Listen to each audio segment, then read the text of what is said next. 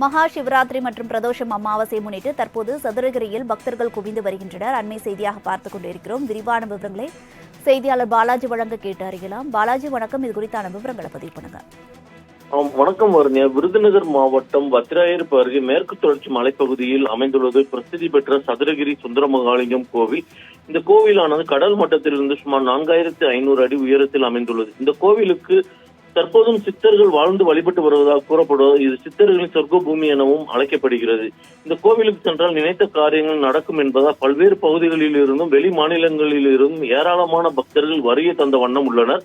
கடந்த காலங்களில் சதுரகிரி சுந்தரமகாலிங்கம் கோவிலுக்கு தினந்தோறும் பக்தர்கள் அனுமதிக்கப்பட்டு வந்த நிலையில் கடந்த 2015ஆம் ஆண்டு ஏற்பட்ட வெள்ளப்பெருக்கில் 10 பக்தர்கள் வரை உயிரிழந்த நிலையில் பல்வேறு கட்டுப்பாடுகளும் பக்தர்கள் கோவிலுக்கு செல்ல அனுமதி என்பது வழங்கப்பட்டு வருகிறது. குறிப்பாக மாதந்தோறும் பிரதோஷம், அமாவாசை, பௌர்ணமி உள்ளிட்ட விசேஷ நாட்கள் 8 நாட்கள் மட்டுமே பக்தர்கள் கோவிலுக்கு செல்ல அனுமதி என்பது வழங்கப்பட்டு வருகிறது. இந்த நிலையில் மாசி மாத பிரதோஷம், சிவராத்திரி மற்றும் அமாவாசையை முன்னிட்டு இன்று முதல் மார்ச் 11ஆம் தேதி வரை 4 நாட்கள் பக்தர்கள் மலையேறி சென்று சாமி தரிசனம் செய்ய வனத்துறை மற்றும் கோவில் நிர்வாகத்தின் சார்பில் அனுமதி என்பது அளிக்கப்பட்டுள்ளன.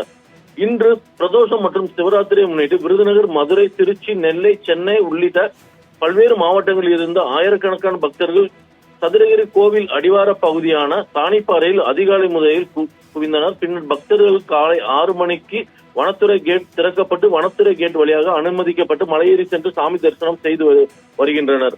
மேலும் பிரதோஷத்தை முன்னிட்டு 4 மணி அளவில் சுந்தரமகாலிங்கம் சுவாமிக்கு 18 வகையான அபிஷேகம் செய்யப்படுகிறது. மேலும் தொடர்ச்சியாக சிவராத்திரி முன்னிட்டு இரவு முழுவதும் 4 கால பூஜைகள் நடைபெறும்.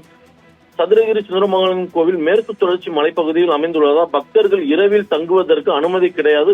தற்போது வெயிலின் தாக்கம் அதிகமாக இருப்பதால் எளிதில் தீப்பற்றக்கூடிய பொருட்களை கொண்டு செல்ல பக்தர்களுக்கு தடை என்பது வனத்துறையினர் விதித்துள்ளனர். பக்தர்களுக்கு தேவையான அடிப்படை வசதிகளை கோவில் நிர்வாகத்தினர் செய்துள்ளனர்.